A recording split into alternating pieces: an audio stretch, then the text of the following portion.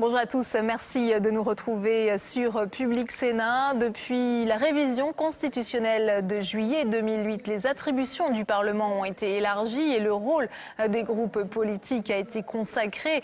Les groupes politiques ont en effet fait leur entrée dans la Constitution. Vous savez, il en existe 5 ici au Sénat. Mais pour Yvon Collin, le président du groupe RDSE ici au Sénat, il est temps de passer à l'étape suivante en donnant aux groupes politiques les moyens de remplir leur mission constitutionnelle au service d'une démocratie parlementaire effective. C'est tout l'enjeu de la proposition de loi qui a été débattue hier en séance publique et que je vous propose de revoir ce matin. Bonne séance à tous. L'ordre du jour appelle la discussion de la proposition de loi tendant à renforcer les moyens de contrôle et d'information des groupes politiques de l'Assemblée nationale et du Sénat, présentée par Monsieur le Président Yvon Collin et les membres du groupe RDSE. La parole est à Monsieur Yvon Collin.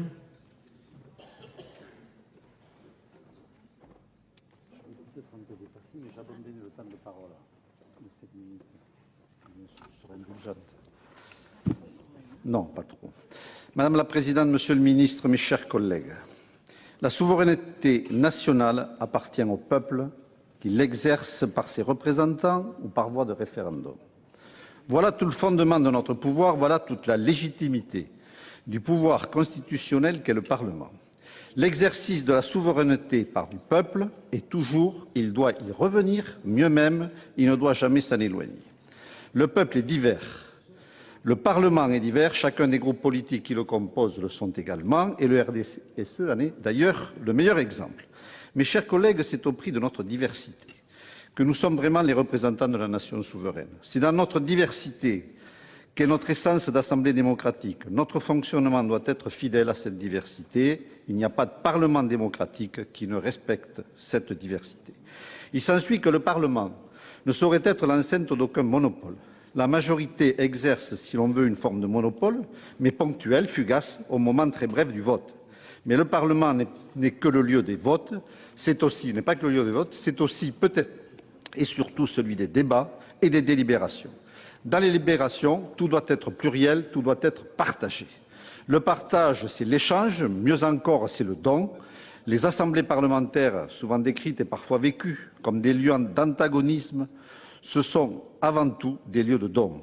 C'est à cette condition que la nation peut percevoir que le Parlement est à son image, l'image d'une société politique où la différence des points de vue et des préférences coexistent, dans la communauté d'une association politique où importe avant tout l'accord sur la nécessité de délibérations communes. Seulement, ce don ne peut être n'importe quel don.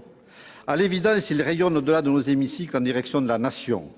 Le destinataire ultime, c'est elle. Or, on ne fait pas n'importe quel don à la nation. Tout mandat électif implique l'engagement de lui faire le don de son attention, mais cela ne suffit pas. L'attention qu'on doit porter à la nation doit être une attention attentive, sérieuse, formée, informée. Le Conseil constitutionnel l'a d'une certaine manière reconnu, en dégageant le principe de clarté et de sincérité des débats parlementaires. De fait, l'engagement politique réclame cette vertu, qui à tout le moins implique une forme de déontologie, s'engager à prendre soin de la nation, s'engager aussi à en prendre soin avec soin. C'est notre responsabilité, c'est la responsabilité de chacun d'entre nous.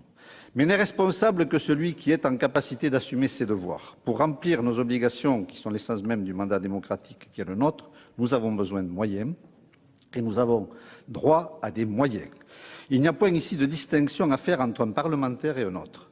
Face à nos responsabilités démocratiques, nous sommes tous égaux. Partant, nous sommes tous égaux devant les droits qui sont nécessaires à l'accomplissement de notre devoir. Chacun le sait ici, l'histoire parlementaire est traversée par la préoccupation et les luttes entreprises pour donner aux représentants du peuple la garantie des droits indispensables à leur mandat. Toute l'histoire démocratique des parlements est l'histoire de l'élargissement des moyens du Parlement. Et si nous respectons tous ici les équilibres du régime politique que dessine la Constitution, nous devons admettre que cette histoire n'est pas finie. C'est dans cette histoire que modestement s'inscrit cette proposition de loi que j'ai déposée avec l'ensemble des membres de mon groupe. car tout son objet est d'augmenter les moyens des parlementaires en vue d'exercer plus pleinement leur responsabilité élective, qui est leur responsabilité démocratique, ni plus ni moins. Mes chers collègues, notre pays souffre de sa politique et nous ne sommes pas les derniers à éprouver cette souffrance. Je veux parler du sentiment diffus que semble avoir un nombre toujours plus important de nos concitoyens que les réponses du politique ne sont pas ce qu'ils attendent. L'abstention progresse, nous nous en lamentons, la confiance dans les institutions régresse, nous le déplorons. L'influence des partis non républicains augmente et nous nous en inquiétons et nous déclarons vouloir nous mobiliser pour endiguer ce que nous percevons à juste titre comme la montée des périls. Les sentiments contre-démocratiques qui agitent certains de nos concitoyens ne sont pas seulement des sentiments de déception devant les résultats d'une politique donnée. Il y a plus grave, c'est la percée d'un sentiment de défiance face aux institutions. Cette défiance ne s'ancre pas dans la considération d'un manquement à une obligation de résultat. C'est bien pire, elle met en cause notre capacité à satisfaire nos obligations d'employer tous nos moyens au service du pays. Plus que jamais, nous devons obvier à ce sentiment. Plus que jamais, nous devons nous préoccuper non seulement de mettre en œuvre les moyens dont nous disposons, mais également, si et quand nécessaire, de les réunir. Or, cette nécessité, elle se fait toujours et encore sentir, et elle se fait toujours et encore plus sentir à mesure que les affaires du monde se complexifient et que les défis dont la société attend de nous que nous les prenions à bras-le-corps se diversifient. Sans doute n'en avons-nous pas été inertes devant la perception que nous éprouvons, j'allais dire presque par réflexe, d'une possible perte d'efficacité de notre mission. Nous avons, dans certaines propositions, su y voir le grave péril que représente cette perspective. Un grave péril dont nous sentons tous que nous devons nous prévenir. Des réformes dont je ne citerai que les plus réussies ont certes été adoptées. Ce fut d'abord l'initiative, sur le moment passée un peu inaperçue, mais désormais considérée comme un exemple, que fut la réforme de l'ordonnance organise sur les lois de finances, maintenant la fameuse LOLF. Réforme d'origine parlementaire, faut-il le rappeler, puisqu'issue d'une proposition de loi organique de Didier Migaud, relayée ici même au Sénat par notre ancien collègue Alain Lambert, dont je veux ici d'ailleurs saluer le rôle, notamment parce qu'il a témoigné alors d'un esprit transcendant les attaches partisanes pour promouvoir ce qui lui paraissait être l'intérêt du Parlement et finalement celui de la nation. Permettez-moi d'associer à cet hommage celui qui est encore le rapporteur général de la Commission des finances du Sénat, Philippe Marini, sans le soutien duquel cette réforme n'aurait pas été possible. Je crois pouvoir citer également la loi organique sur les lois de financement de la sécurité sociale, à l'occasion de laquelle le président de la Commission des affaires sociales, notre collègue Philippe Vassel, ont su défendre les missions du Parlement, car j'ai tout à l'heure évoqué la LOLF, mais il faut savoir que le rôle joué alors par le Sénat n'a pas été seulement d'améliorer le texte de l'Assemblée nationale, il a été très au-delà, puisque le Sénat a ajouté au texte transmis la totalité des articles relatifs à l'information et au contrôle du Parlement sur les lois de finances. Il faut malheureusement être plus sceptique sur certaines évolutions récentes. Je reconnais que les tentations de supprimer certaines délégations parlementaires dans lesquelles notre Assemblée a trouvé des vecteurs utiles à la réflexion du Parlement ont été écartées, je m'en réjouis, et je m'interroge toutefois sur les moyens d'action des délégations. Je m'inquiète des réticences manifestées par le Sénat devant l'initiative prise par l'Assemblée nationale de créer un comité ad hoc d'évaluation des politiques publiques, réticences qui ne font que prolonger les échecs finalement rencontrés par les offices parlementaires d'évaluation des politiques publiques et de la législation. Enfin, je déplore que la révision constitutionnelle de 2008 n'ait pas été l'occasion d'une véritable et si nécessaire revalorisation du Parlement. Il faudra sans doute y revenir. On ne peut s'arrêter en chemin, il faut aller au bout de la logique. Enfin, me dira-t-on, il y a eu des avancées. Je ne le nie pas, et ce n'est pas parce qu'elles furent trop étroites qu'il faut sans doute les négliger. Encore faut-il, pour ne pas céder à cette tentation, que nous ayons réellement les moyens de faire que ces maigres avancées n'en restent pas au stade des virtualités. Et c'est là aussi tout l'objet de notre proposition de loi, texte d'appel pour dire à cette tribune, il faut continuer, il faut poursuivre la revalorisation des droits du Parlement, il faut donner les moyens des droits nouveaux désormais reconnus dans la Constitution aux groupes parlementaires.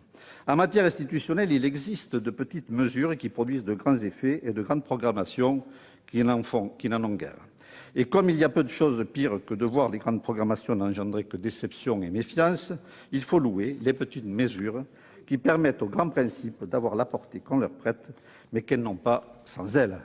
La révision constitutionnelle de 2008 a été présentée comme devant permettre la revalorisation du rôle du Parlement et de donner une plus large place aux groupes politiques, ce dont s'occupe notre proposition de loi. C'est précisément des moyens de travail concrets des groupes parlementaires et plus largement, à travers ceux-ci, des moyens aux parlementaires. On a beaucoup insisté au moment de l'examen de la révision constitutionnelle sur l'innovation que constituerait la reconnaissance du rôle des groupes politiques et celle des groupes minoritaires et d'opposition, catégorie nouvellement créée, on s'en souvient, à cette occasion. Je crois que personne ne contestera que les groupes politiques n'ont pas attendu 2008 pour exister et jouer le rôle que l'on sait dans la vie démocratique de la nation, au Parlement bien sûr, mais également au-delà. Il me semble que cette réalité politique et quasi institutionnelle devrait dispenser de tout débat juridique préalable à l'attribution de droits à des entités aussi essentielles à notre vie politique, à notre vie démocratique que nos groupes parlementaires. Mais ne voilà-t-il pas que notre commission des lois, trouvant à redire à l'attribution par notre texte de droits conférés aux groupes, prétend que ceux-ci n'ont pas de substance juridique telle que ces droits soient à considérer. Elle souhaite poser le débat sur le terrain juridique, ou du moins saisir la politique par le droit, quand c'est le contraire qui est toujours le plus pertinent et le plus vrai. J'y reviendrai dans mon expression contre la motion, sans doute. Mais à ce stade, je dois quand même dire combien je trouve surprenant que la considération à nos usages parlementaires, à quoi s'ajoute le sens donné aux dernières révisions constitutionnelles et de notre règlement, puisse permettre à considérer que les groupes sont quantité négligeable sur le plan juridique. Finalement, le problème que s'attache à résoudre notre proposition de loi est simple. Devant la reconnaissance incontestable du rôle des groupes parlementaires, devions-nous rester inertes? Je ne le crois pas, et c'est parce que nous ne le croyons pas que nous avons déposé la présente proposition de loi, signe d'une haute assemblée active, en alerte et soucieuse d'améliorer toujours davantage les moyens d'action et de contrôle des groupes et des parlementaires. Je regrette de devoir répondre à des arguments qui me paraissent relever d'un juridisme assez peu en rapport avec l'importance de ce qui est en cause ici, c'est-à-dire le travail parlementaire et, au-delà, notre mission de représentants du peuple. Je regrette d'autant plus de devoir répondre à de telles objections que c'est à une majorité qui nous a vanté les mérites d'une révision constitutionnelle dont elle ne semble pas vouloir appliquer toute la logique que je dois répondre. Et je dis à cette majorité qu'en plus de faire barrage à des mesures simples et de bon sens, non seulement conformes à notre Constitution, mais que plus encore, celle-ci implique, je lui dis qu'elle prend le risque d'altérer au sens d'un texte qu'elle nous a présenté comme essentiel à la rénovation du Parlement. Et je lui dis encore qu'elle ne voit pas combien, dans le futur, les dispositions qui sont proposées à son adoption pourraient, je le pense, lui être utiles. Il est juste de dire que la nécessité de notre proposition de loi peut se faire plus ou moins sentir selon qu'on appartient à un groupe minoritaire d'opposition ou à un groupe soutenant le gouvernement, et ce, indépendamment des majorités politiques. Qu'ils soient de gauche ou de droite ou du centre, les groupes de la majorité trouvent toujours dans leur soutien au gouvernement quelques contreparties, dans le soutien qu'ils reçoivent du gouvernement et de l'administration, et cela est tout à fait compréhensible.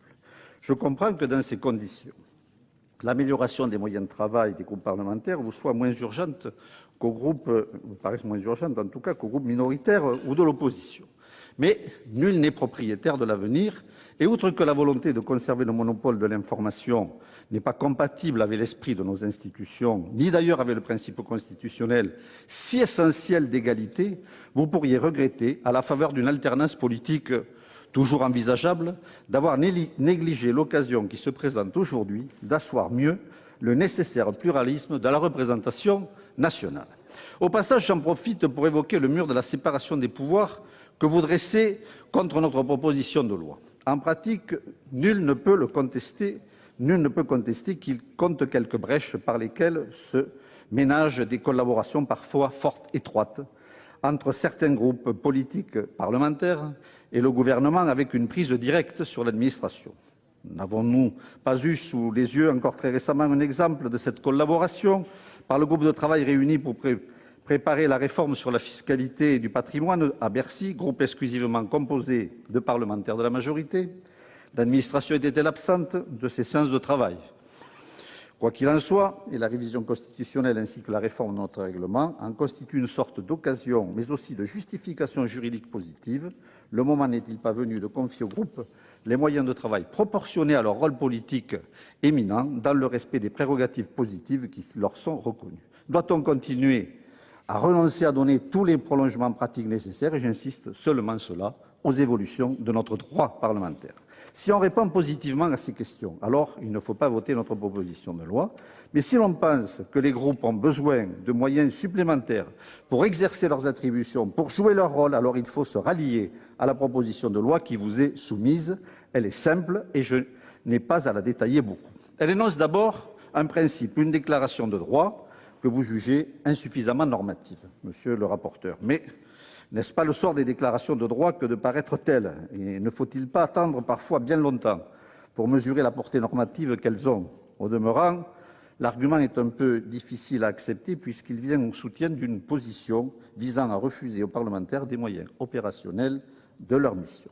Elle contient encore l'énoncé de droit permettant aux groupes de recueillir les informations nécessaires aux différentes contributions à l'exercice des missions du Parlement, de ces organes qui leur sont reconnus, notamment par la Constitution. Enfin, il est reconnu aux groupes politiques, sous l'autorité de leur président, la faculté de mettre en œuvre un certain nombre de droits de saisine d'autorités administratives indépendantes, faculté déjà ouverte à différents organismes parlementaires et dont bénéficie explicitement parfois tout parlementaire. L'ensemble des droits ouverts par notre proposition de loi, et en particulier les droits d'information, doivent être considérés comme proportionnés au rôle des groupes. En outre, ils sont respectueux des principes constitutionnels.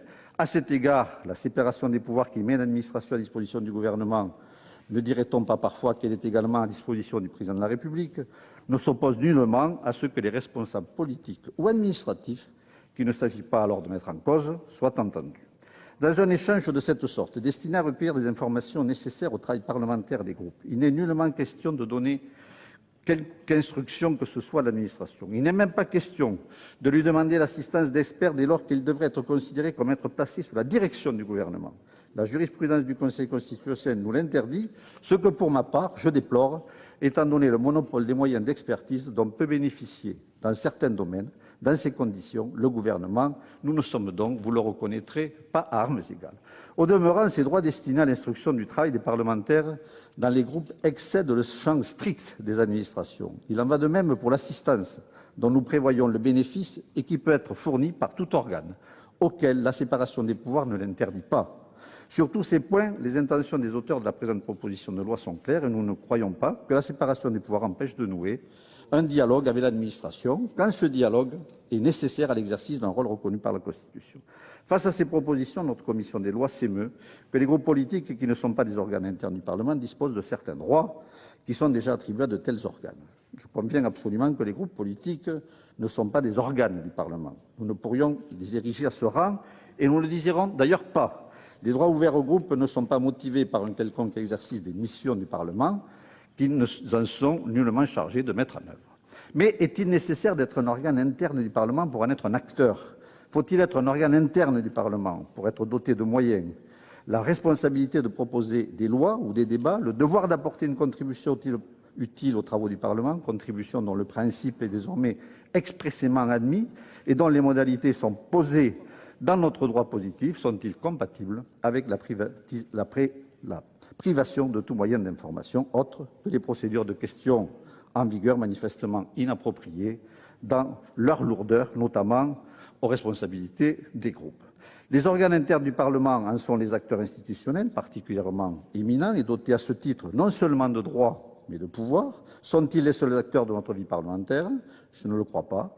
Au demeurant, les parlements, très évidemment démocratiques, savent ménager à côté des droits reconnus aux institutions parlementaires, des droits non seulement des parlementaires individuellement, mais aussi des groupes. N'est-ce pas le cas de la Constitution helvétique, qui n'est pas un contre-modèle démocratique, me semble-t-il. Parmi les organes internes au Parlement, certains sont d'extraction constitutionnelle, d'autres ont trouvé naissance dans la loi ou dans de simples instructions de bureau, d'autres, enfin, ont dû leur existence à des droits nécessaires à leur travail pratique ou à de simples mesures d'organisation d'une commission. Leur origine diverse ne les empêche pas d'avoir été dotés de droits. Je pourrais citer l'Office parlementaire d'évaluation des choix scientifiques et technologiques ou la délégation à la prospective, par exemple. N'y aurait-il pas quelque paradoxe à refuser aux groupes politiques que la pratique de nos institutions est désormais leur texte suprême, reconnaissant comme des acteurs essentiels de la vie parlementaire des droits accordés à des instances désignées comme organes internes de nos assemblées par des textes de plus modeste rang. Et je passe sur les pratiques de la vie courante, qui voient ce dialogue se nouer naturellement avec les médias. Finalement, l'affirmation que vous faites vôtre, selon laquelle seuls les organes internes du Parlement seraient à même de disposer des droits indispensables à tout travail parlementaire, serait-il plus élémentaire? Je ne m'y rallie pas. Elle implique de vider de tout prolongement concret l'ambition de diversifier et de revitaliser la vie démocratique et le fonctionnement pluraliste du Parlement, et je ne vois pas comment notre Constitution pourrait conduire à s'y rallier, elle qui, à la suite d'une pratique constante de nos institutions, pose explicitement le principe de l'existence des groupes et de leur rôle. Au fond, la seule question qui vaille est celle-ci. Les moyens de travail dont nous prévoyons de faire bénéficier les groupes sont-ils ou non accordés à leur place dans nos institutions? Sont-ils proportionnés à cette place? Répondre par la négative, c'est en pratique empêcher les groupes d'exercer des droits désormais explicitement constitutionnels. C'est une grave responsabilité politique. Et si d'aventure cet empêchement devait être assis sur des considérations constitutionnelles, il faudrait y voir la nécessité de réviser à nouveau la Constitution, une Constitution dont certaines interprétations, je le concède, ne peuvent parfois que laisser quelque peu sceptiques. Toute notre proposition de loi n'est destinée qu'à permettre aux parlementaires, à partir de leur position dans les groupes politiques, de disposer des moyens de leur mandat, ainsi que de permettre aux groupes de disposer des moyens d'exercer au mieux leurs nouvelles attributions. Et pour tout à fait vous rassurer, je voudrais dire ce que notre proposition de loi n'est pas. Elle n'est pas un réaménagement des pouvoirs constitutionnels. Elle n'est pas davantage un réaménagement de l'organisation des assemblées. Elle ne touche en rien l'architecture des pouvoirs publics constitutionnels, pas plus qu'avant notre proposition de loi, les groupes politiques ne seront des pouvoirs de cette nature. Il y a deux pouvoirs constitutionnels, l'exécutif, le législatif, et il y a l'autorité judiciaire. La chose est entendue. Les groupes politiques ne légifèrent pas, ils ne contrôlent pas l'action du gouvernement au sens formel reconnu par la Constitution. Ils ne le feront pas davantage quand ils seront dotés des droits que leur ouvre notre texte. En particulier, celui-ci n'est pas et ne doit pas être un moyen de harcèlement de l'administration, c'est simplement un moyen de recueillir les informations nécessaires au travail parlementaire sérieux des groupes parlementaires. Si une confusion pouvait exister sur ce point, nos travaux préparatoires suffiraient à la dissiper. Et s'il n'y suffisait pas, nous pourrions améliorer le texte en prévoyant des dispositifs aptes à prévenir tout harcèlement.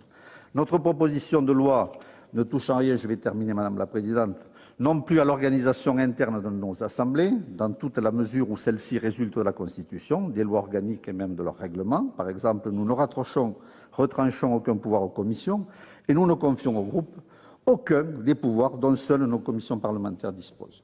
Comme cela fut fait par de nombreux organismes dont la reconnaissance constitutionnelle n'est pourtant pas assurée, nous prévoyons seulement de donner aux groupes des moyens de travail nécessaires à leur rôle parfaitement décrit dans le rapport de notre commission des lois. Ce rôle consiste à favoriser l'initiative législative des parlementaires ainsi qu'à mettre au débat, tout en les animant, des propositions de résolution et l'examen politique public. Sur ce dernier point, pas plus demain qu'hier, les groupes ne procéderont au contrôle ou à l'évaluation des politiques publiques. Simplement, ils seront mieux à même de contribuer à la mise en œuvre de ces fonctions par des organes constitués du Parlement, dont les travaux s'en trouveront, je l'imagine, améliorés, plus clairs, plus sincères, plus informés, plus diversifiés. J'affirme que notre proposition de loi est conforme à la Constitution. Plus encore, j'affirme que notre Constitution l'appelle, qu'elle l'exige, que serait l'initiative législative d'un parlementaire qui ne s'appuierait point sur le témoignage intime des acteurs, des agents d'une politique publique, que seraient les droits ménagés aux groupes politiques s'ils n'étaient soutenus par des informations nécessaires à la qualité de notre œuvre parlementaire et que, du reste, tout organe de presse peut aujourd'hui aisément réunir. Si la révision constitutionnelle a un mérite, c'est celui de nous obliger à regarder en face la division du travail parlementaire. Il y a d'un côté les institutions parlementaires et de l'autre les parlementaires, considérés individuellement ou par leur participation aux premières nommées ou à des groupes politiques. Et enfin, il y a les groupes politiques, Ceux-ci, qui sont au cœur des pratiques parlementaires, ne peuvent pas davantage être relégués à la périphérie des droits nécessaires à l'accomplissement de leur rôle au service d'une démocratie plus vivante et donc plus forte. Je vous remercie de votre attention pour ce texte un peu long. Pardon, Madame la Présidente, et merci. La parole est à Monsieur René Garrec, rapporteur de la Commission des lois. Vous avez la parole, Monsieur le questeur.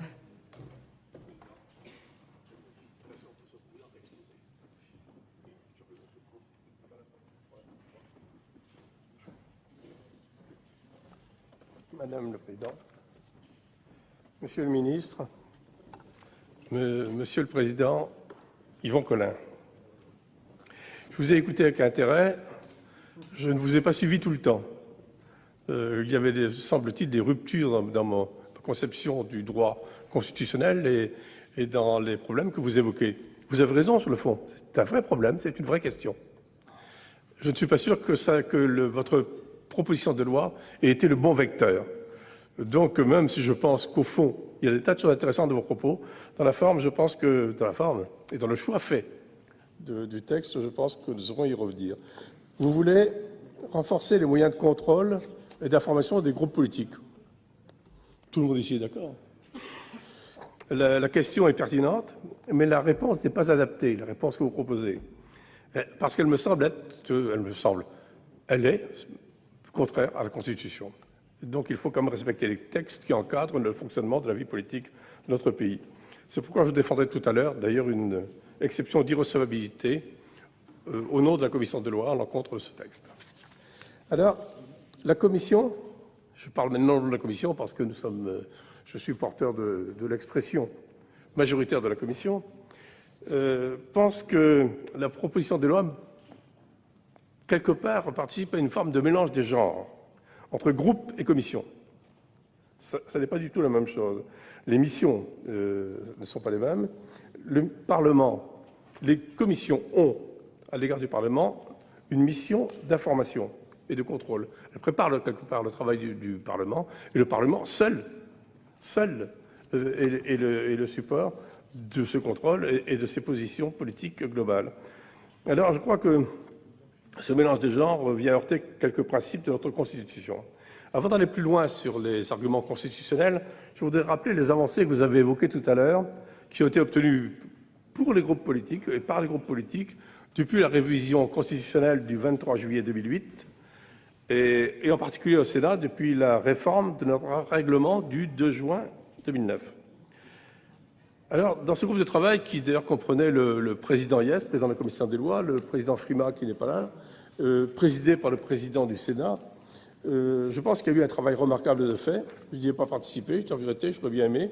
Mais tout le monde admet, sur tous les bancs, de tous les travées, que le travail a été consensuel et constructif, dans le respect du pluralisme sénatorial, qui est notre tradition partagée. Que nous soyons sur les bancs de la majorité, nous y sommes d'ailleurs, ou sur les bancs de l'opposition, où nous ne sommes pas d'ailleurs beaucoup plus nombreux. Vous me permettrez une petite énumération des avancées dont les groupes ont bénéficié en quelques années. C'est un simple rappel. La révision de 2008 comporte 2 dispositions majeures. 1, la reconnaissance dans la Constitution, c'est très important, vous l'avez dit, et la possibilité pour les règlements des assemblées d'attribuer des droits spécifiques aux groupes politiques. C'est l'article 51-1 de la Constitution. Donc, l'existence du groupe et la possibilité, par le règlement de l'Assemblée, de mettre en place un certain nombre de questions, de régler les questions, de poser clairement la façon dont le groupe travaille dans l'Assemblée. D'autre part, la séance mensuelle réservée à un ordre du jour fixé par les groupes d'opposition est minoritaire. C'est bien dans ce cadre-là, Monsieur le Président, que vous avez pris la parole tout à l'heure avant moi. Il y a, certes, en plus, l'article 48 de la Constitution qui prévoit que ce tourniquet, dans le tourniquet d'ailleurs, au Sénat, l'UMP est rentré, mais sans que cela coûte quoi que ce soit aux autres groupes du Sénat, qui n'ont pas perdu, pour ça, 1 minute de temps de parole. La réforme du règlement de 2009 est allée beaucoup plus loin. Et on ne peut pas dire, vous avez cité tout à l'heure l'Assemblée nationale, je pense que nous sommes allés beaucoup plus loin qu'eux. Je prends quelques-uns des points importants, me semble-t-il.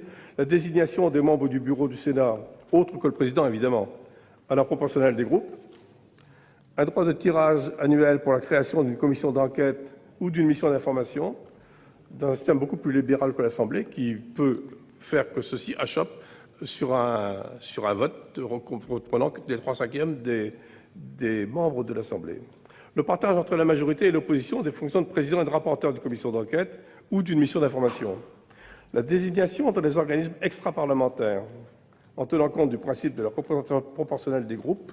La consultation des présidents de groupes politiques pour la composition des CMP, des commissions mixtes paritaires. La faculté pour les groupes de faire annexer leur opinion au rapport de la commission. La pondération des votes au sein de la conférence des présidents en fonction non plus des représentants, mais du poids, de l'importance numérique de chaque groupe.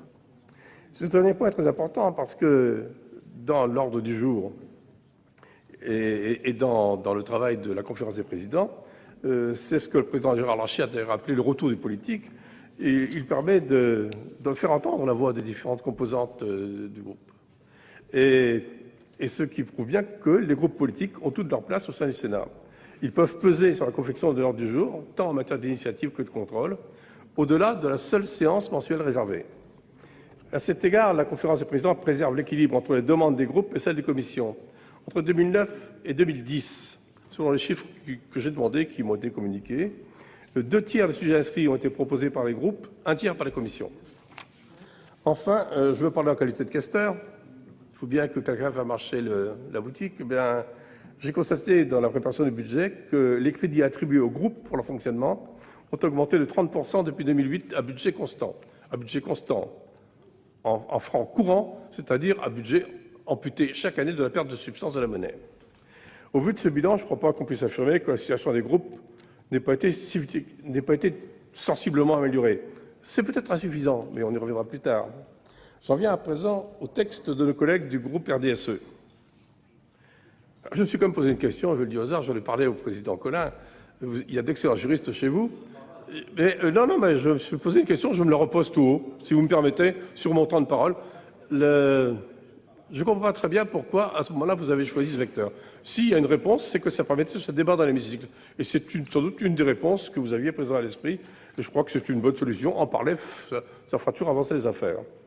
Mais aller beaucoup plus loin en matière d'information et de contrôle pour les groupes politiques, c'est difficile. L'article 1 de votre proposition me paraît plus déclaratoire que réellement normatif. Je ne le relis pas, vous l'avez tous présent à l'esprit. La proposition de loi affirme que les groupes politiques contribuent à l'exercice des missions du Parlement. Oui. Très bien. Sans plus. L'article 2 crée quant à lui un droit d'accès des groupes, je cite, à toutes les informations nécessaires. Fin de citation. Il prévoit également l'assistance des groupes par tout organisme de leur choix, sauf les autorités judiciaires, la communication dans les meilleurs délais de tous les documents dont la transmission au Parlement est prévue par des textes, et l'obligation pour toutes les personnes dont l'audition est jugée nécessaire par un groupe de s'y soumettre, en oubliant à la limite qu'ils sont tenus par certaines règles du droit français, du droit public, qui fait qu'un fonctionnaire ne peut pas intervenir n'importe où, n'importe comment. Il est tenu, il faut lever à la limite son obligation son droit de réserve, mais ça ne se pratique pas logiquement devant un groupe politique. L'article 3, enfin, étend au groupe la faculté de saisir ou de consulter une vingtaine d'organismes, tels que l'autorité de la concurrence, j'en cite quelques-unes, le Conseil des prélèvements obligatoires, l'autorité de sûreté nucléaire, le Conseil supérieur de l'audiovisuel, le contrôleur général des lieux de privation de liberté, et je cite, au motif que ces organismes peuvent être saisis par la commission parlementaire compétente, par le président d'une assemblée ou par un parlementaire individuellement. Bon, c'est à ce moment-là parfaitement clair. Ces dispositions me semblent reposer sur une erreur de conception, c'est là où j'en arrive, du rôle des groupes par rapport au rôle des commissions en matière d'information et de contrôle. Et cette erreur pose un triple problème de constitutionnalité. Il ne s'agit pas de monter les groupes contre les commissions et vice-versa, ça n'aurait pas de sens, mais de rappeler pourquoi les commissions disposent de prérogatives que n'ont pas et que ne sauraient avoir les groupes, car cela ne correspond pas à leur fonction et leur mode de fonctionnement. Premièrement, l'article 51.1 de la Constitution renvoie au règlement des assemblées, et non à la loi, le soin de déterminer les droits des groupes politiques. À cet égard, je remarque que l'ordonnance du 17 novembre 1958 relative au fonctionnement des assemblées parlementaires ne prévoit aucun droit particulier pour les groupes. La proposition de loi de nos collègues du RDSE se trouve de seul fait contraire à la Constitution. Deuxièmement, l'article 20 de la Constitution énonce « Le gouvernement dispose de l'administration ». C'est parfaitement clair. C'est une traduction du principe de séparation des pouvoirs qui signifie « Le Parlement n'a pas autorité sur les fonctionnaires de l'exécutif ». En donnant au groupe un droit d'accès à toutes les informations et une assistance par tout organisme, y compris ceux qui relèvent de l'autorité du gouvernement, on viole manifestement la séparation des pouvoirs. Seule la Cour des comptes, en vertu de la Constitution, peut assister le Parlement. Et vous avez évoqué tout à l'heure, Monsieur le Président, la Commission des finances, donc sur les lois de finances et sur le budget social. C'est vrai, mais il y a un texte particulier, de loi particulière. Au demeurant, chacun d'entre nous, parlementaires, pris individuellement, per capita, peut utiliser la faculté qui lui est reconnue de poser des questions écrites, orales, au gouvernement pour demander des informations. Ça fait partie des droits individuels des parlementaires, pas des groupes. Concernant les rapports au Parlement visés à l'article 2, chacun d'entre nous peut en prendre connaissance au bureau de distribution s'il le souhaite. Ils sont à disposition des parlementaires. Le gouvernement les transmet à chaque assemblée, c'est-à-dire à tous les parlementaires. Ils ne sont pas réservés aux commissions. Troisièmement, et j'en viens au rôle respectif des groupes et des commissions, l'article 24 de la Constitution attribue au Parlement, et non aux groupes politiques, la mission de contrôler l'action du gouvernement et d'évaluer les politiques publiques. L'organisation qui en découle confie aux commissions permanentes, aux commissions d'enquête, aux missions d'information et aux délégations le soin de remplir cette mission à côté du droit individuel, j'y reviens, des parlementaires de poser des questions au gouvernement. Selon une jurisprudence constante et reprise encore dans la décision du 25 juin 2009 sur la modification des règlements de l'Assemblée nationale, le Conseil constitutionnel reconnaît de façon stricte un rôle d'information des commissions et autres organes internes afin de permettre à leur Assemblée d'exercer sa mission de contrôle. C'est ce rôle d'information de l'Assemblée qui justifie les prérogatives des commissions, par exemple en matière de convocation à des auditions. Les commissions permanentes et temporaires, comme les missions d'information, sont composées de matière pluraliste, ce qui assure l'information et la participation de tous les groupes. Les commissions d'enquête sont constituées sur un objet déterminé. Surtout, les travaux des commissions sont publics par la publication des comptes rendus d'abord, de rapports d'information, qui assurent l'information de l'ensemble de l'Assemblée. Par nature, les travaux des groupes, j'utilise le parallélisme des formes, mais c'est quand même plus facile pour l'explication.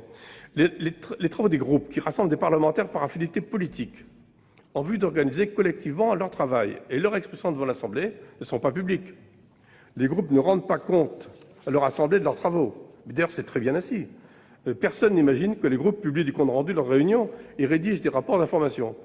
Et c'est là que l'on voit que le système diverge. Ainsi, si les groupes disposaient de prérogatives propres en matière d'information et de contrôle, ils n'exerceraient pas un rôle d'information au nom de leur Assemblée, mais pour eux-mêmes, en contradiction donc avec l'article 24 de la Constitution. Pour ces trois motifs d'inconstitutionnalité, je vous proposerai tout à l'heure au nom de la Commission d'adopter une exception d'irrecevabilité à l'encontre de la proposition de loi. Pour conclure sur une note positive, parce que je crois qu'il y a des tas de points positifs dans la loi, je dois dire que je comprends et que je partage les informations et les réflexions de notre collègue Yvon Collin. Comment faire en sorte que les groupes prennent toute leur part dans les travaux de contrôle du Sénat et aussi les travaux législatifs? Eh bien ça, je crois que la proposition était une bonne base de discussion. Ça n'est pas la façon de répondre au problème. La vraie question, je crois qu'on y réfléchir et y travailler, Monsieur le Président, c'est l'occasion d'approcher un bilan de la réforme du règlement, de voir avec le Président et la conférence présidente dont vous faites partie, ce qui peut être fait de mieux et de plus pour les problèmes que vous aviez évoqués. Merci, Monsieur le rapporteur. La parole est à Monsieur Patrick Ollier, ministre chargé des relations avec le Parlement.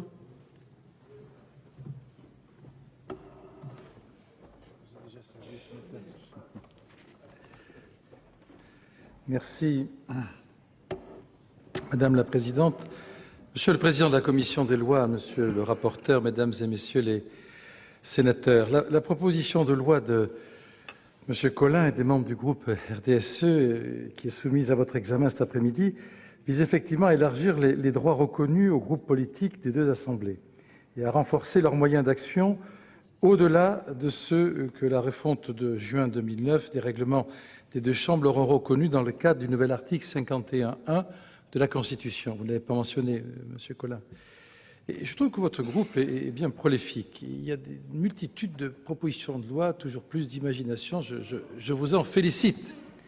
Je vous en félicite.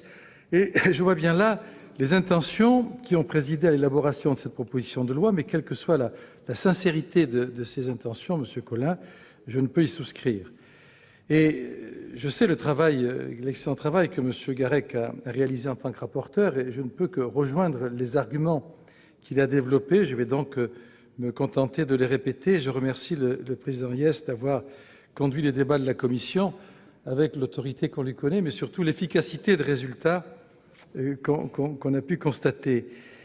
Les innovations proposées pour accroître les pouvoirs des groupes d'expression politique, telles que vous le proposez en tout cas, sont d'une part inefficaces et d'autre part inconstitutionnelles, Monsieur le Président Colin. Elles ne répondent pas à la finalité de l'efficacité du travail parlementaire et de plus, je pense qu'elles contribueraient à créer une confusion au sein de nos deux assemblées entre les commissions permanentes et les groupes politiques. Bref, elles risqueraient de perturber gravement le fonctionnement de nos assemblées. Je n'ai qu'une expérience de 25 ans de Parlement, mais je crois que je peux parler de ce qui se passe dans ces assemblées-là. Et, pardon ? Oui, mais, Monsieur Sueur, je reconnais bien là votre humour. Mais je voudrais vous rappeler, Monsieur Colin, que tout est fondé dans nos deux assemblées sur la proportionnelle des groupes. Les groupes sont le fondement même des parlements. Et à partir de leur existence, tout est fondé sur la proportion qu'ils représentent dans chacune des assemblées, à commencer par le bureau de votre assemblée, puis ensuite le bureau des commissions, puis les commissions d'enquête, puis les missions d'information, etc., etc. Ils sont donc incontestablement la pierre angulaire de l'expression politique des sénatrices et sénateurs dans cet hémicycle comme des députés à l'Assemblée nationale. Mais le fondement même du travail parlementaire dans le cadre institutionnel passe par les commissions permanentes qui sont dotées de pouvoirs spécifiques. Je ne vais pas revenir sur ce qu'a très bien dit M. Garec, et même mieux que moi, mais je l'approuve totalement. Et le fait de vouloir transférer des uns aux autres les pouvoirs des uns pour le donner aux autres aussi créerait une confusion et une perturbation grave du fonctionnement de nos institutions. Je ne suis pas certain que ce soit à cela que vous souhaitiez arriver, Monsieur Colin. Je n'en suis pas certain. Je suis même certain du contraire. Donc vous allez peut-être réfléchir et voter avec nous l'exception d'irrecevabilité tout à l'heure qu'on va avoir à défendre. Cette proposition de loi intervient, alors en plus, Monsieur le Président Colin, en plus, je sais si j'ai du respect pour votre personne et pour le groupe que vous représentez, mais quand même, la révision constitutionnelle de 2008, qui a été adoptée à l'initiative du Président de la République et du Premier ministre, a revu le rôle du Parlement. Elle a profondément, cette révision, renforcé le rôle de nos deux assemblées, Monsieur Colin. Et oui, et elle a largement donné les pouvoirs que l'on pouvait espérer pouvoir donner en plus aux groupes politiques tels que vous le souhaitez. En particulier, l'initiative parlementaire occupe davantage de place dans l'ordre du jour des assemblées. Et c'est bien à cause de cette initiative parlementaire qu'aujourd'hui, nous allons passer agréablement 2 heures ensemble à discuter de cela, Monsieur Colin. Et vous avez oublié de remercier la majorité d'avoir voté cette réforme constitutionnelle qui vous donne aujourd'hui le moyen de vous exprimer en tant que président de groupe, Monsieur Colin. La fonction de contrôle et d'évaluation des politiques publiques a elle aussi été consacrée à l'article 24 de la Constitution. Tout en renforçant ainsi la place du Parlement, le Constituant a énoncé des règles précises pour établir un nouvel équilibre entre la majorité et les groupes d'opposition ou les minoritaires. Là aussi, c'est bien des groupes dont il s'agit, Monsieur Colin. Les groupes sont dorénavant partie prenante à l'élaboration de l'ordre du jour des assemblées, article 48C. Les groupes peuvent désormais être à l'origine d'une déclaration du gouvernement, article 51.1c.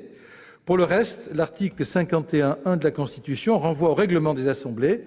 Et quoi de plus démocratique si ce n'est cette disposition qui donne à chacune des assemblées le soin de définir le rôle qui leur est imparti, je parle des groupes, dans le fonctionnement du Parlement, c'est-à-dire de chacune des deux assemblées.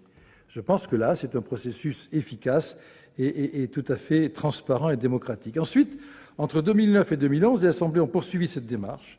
Elles ont notamment tiré toutes les conséquences de cette révision constitutionnelle dans leur règlement. Au début de cette année, d'ailleurs, la loi a permis de mettre en place, à l'initiative du président Accoyer, un nouveau dispositif de contrôle et d'évaluation des politiques publiques. Le président Hyest en sait quelque chose. L'encre de cette dernière loi est à peine sèche que déjà, M. Collin, les auteurs de la proposition de loi suggèrent qu'il faudrait revenir sur les règles nouvelles que les assemblées s'appliquent à mettre en œuvre.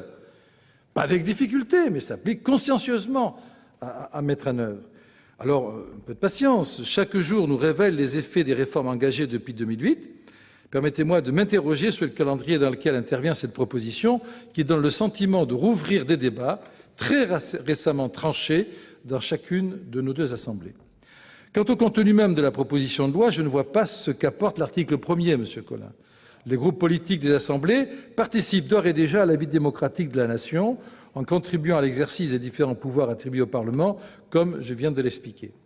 Surtout, je crois devoir souligner qu'à la différence des droits déjà reconnus aux groupes dans les règlements des assemblées, les innovations que vous proposez n'auraient pour la plupart d'entre elles pas trait à l'organisation interne des travaux des assemblées, mais à l'affirmation des groupes comme acteurs à part entière de relations entre les pouvoirs publics. Et là, tout change.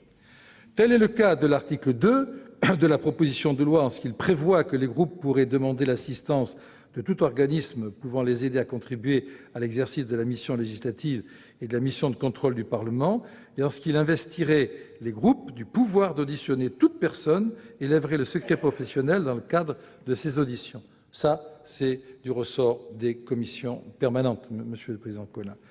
Tel est le cas de l'article 3 également de la proposition, en ce qu'il donnerait à chaque groupe un droit de saisine des diverses instances, c'est identique d'ailleurs, notamment des autorités administratives et indépendantes.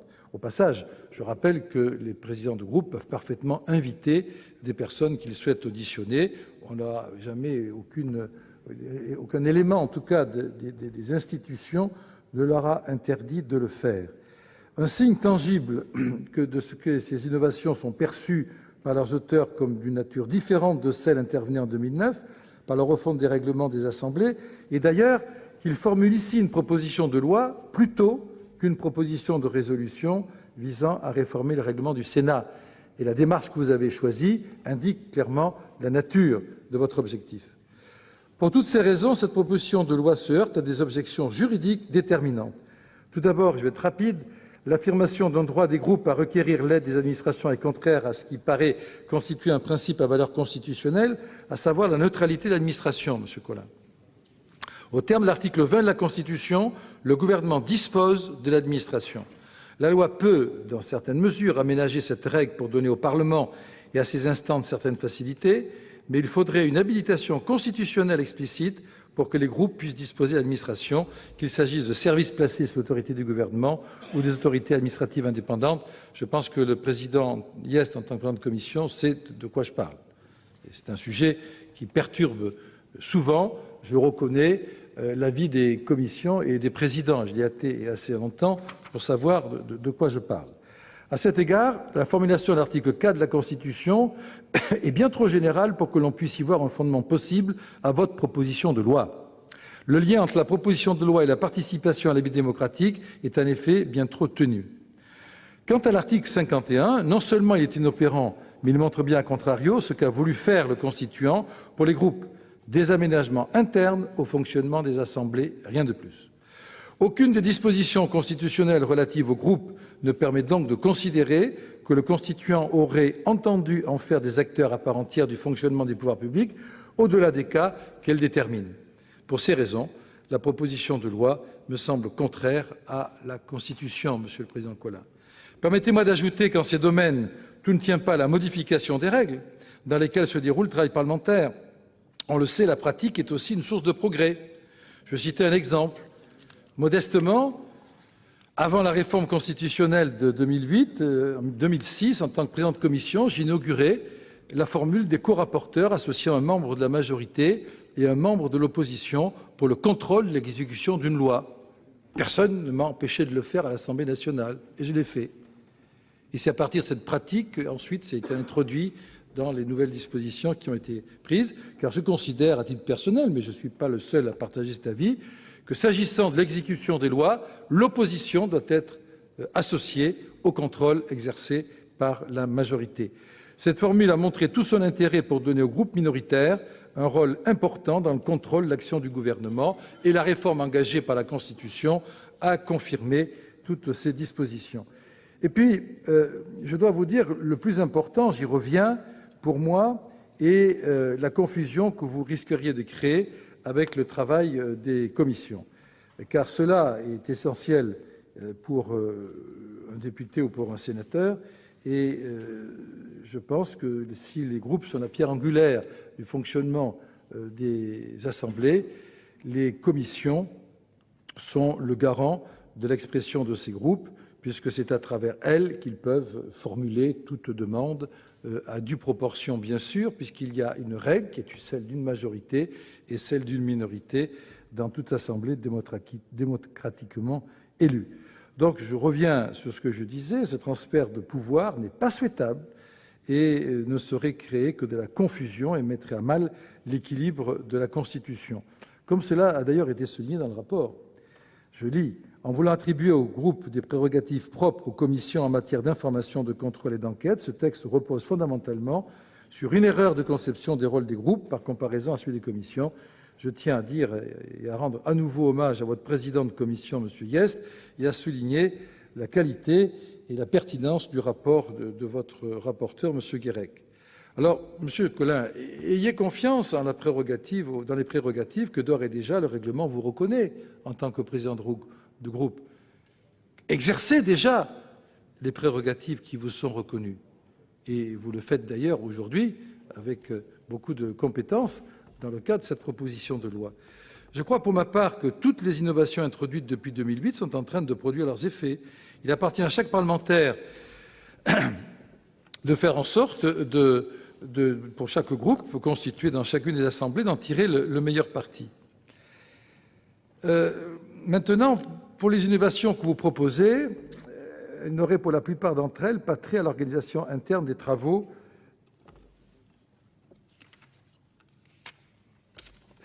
Vous m'excuserez, je suis en train de mélanger les pages de mon discours. J'ai tellement été passionné, monsieur Colin, parce que j'avais à vous dire que j'ai mélangé des pages de mon discours. Pardonnez-moi. Donc je ne vais pas vous infliger à nouveau la lecture de ce que je viens de vous dire. Donc je vous disais d'avoir confiance aux prérogatives que le règlement vous reconnaît déjà. Et je pense qu'à partir de là, on peut trouver un bon équilibre entre le fonctionnement des commissions, le fonctionnement des groupes, c'est-à-dire un bon équilibre pour le fonctionnement des institutions. Et en conclusion, mesdames et messieurs les sénateurs, le gouvernement souhaite que la majorité rejette cette proposition de loi. En tout état de cause, elle souhaite que tout à l'heure, elle puisse voter l'exception d'irrecevabilité présentée par la Commission. Je vous remercie. La parole est à Monsieur Jean-Pierre Sueur pour le groupe socialiste.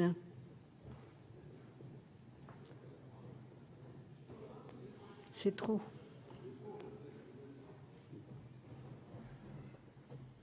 Il a pris tout le temps du groupe.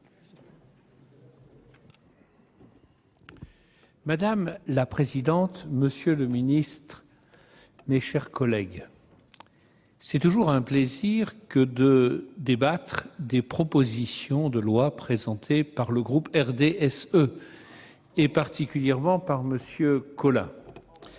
Et vous savez, Monsieur Colin, que nous avons eu l'occasion de soutenir beaucoup de vos initiatives. Cette fois-ci, je voulais vous dire que vous avez raison de poser la question du rôle des groupes politiques au sein des assemblées parlementaires. C'est un vrai sujet, c'est un bon sujet. Nous ne partageons pas la totalité de vos propositions. Mais je vais vous expliquer pourquoi, Monsieur Colin. Je pense, voyez-vous, que dans ce qui a été dit par les orateurs précédents, il y a une part de vérité. Celle-ci tient à l'idée que nous nous faisons de l'État. Voyez-vous, il est arrivé à certains d'entre nous ici d'exercer des fonctions au sein de gouvernements et peut-être les éminents représentants du RDSE et peut-être vous-même, Monsieur le Président, aurez-vous, à la faveur d'une alternance que nous pourrions souhaiter, cette possibilité. Et dans ce cas-là, je ne suis pas sûr que le membre du gouvernement que vous seriez serait tout à fait en accord avec le fait que l'un ou l'autre des groupes parlementaires pu convoquer Derechef son directeur général de l'administration, son directeur de cabinet, voire monsieur le préfet, monsieur le sous-préfet, pour rendre des comptes. Autant je pense qu'il est juste que cela soit l'apanage des commissions d'enquête parlementaires, devant lesquelles quiconque doit venir s'exprimer, à l'exception du président de la République, en vertu de notre Constitution. Autant je crois qu'il serait peu adapté de confier à chaque groupe parlementaire les mêmes prérogatives. Donc je tenais à vous dire cela amicalement et franchement, puisque je le pense. Mais cela étant dit, Monsieur le Président de la Commission des lois et Monsieur le rapporteur, notre groupe ne souscrira pas, je ne veux pas vous désobliger, mais ne souscrira pas à l'exception d'irrecevabilité. Car lorsque vous déposez cette exception d'irrecevabilité, vous dites en quelque sorte, et en langage juridique, ce n'est pas la peine de parler de cela, ce n'est pas utile, ce n'est pas le lieu, ce n'est pas conforme à la Constitution, alors que, me semble-t-il, il y a dans l'initiative de Monsieur le Président Colin des choses utiles et en tout cas une démarche que pour ma part je salue. Et comme il faut être positif, Monsieur le Ministre, j'ai vu qu'une fois encore, vous avez quelque peu donné dans l'autosatisfaction. Tout ne va pas pour le mieux dans le meilleur des mondes. Et je voudrais assortir ce propos et cette explication de vote, pourquoi nous pensons qu'il est regrettable de ne pas se saisir de cette proposition de loi. Vous eussiez pu, Monsieur le Ministre, l'amender, par exemple. C'eût été tout à fait possible. C'est à cela que sert le Parlement. Monsieur le Président, vous eussiez pu tout également l'amender. Et je voudrais faire, pour arriver toujours à plus de démocratie, la démocratie comme la République, et je parle devant Jean-Pierre Chevènement, mais pas lui seul, car nous sommes tous attachés à la République, demande à être toujours parfaite. Nous n'avons pas déposé d'amendement, Monsieur le Ministre, parce que, ayant participé à la commission, nous avons vu que Derechef, le couperet de l'exception d'irrecevabilité, s'abattrait, et nous n'avons pas voulu travailler inutilement. Mais, puisque la question des groupes politiques a été posée, je voudrais me permettre de faire du haut de cette tribune 4 suggestions. La première, M.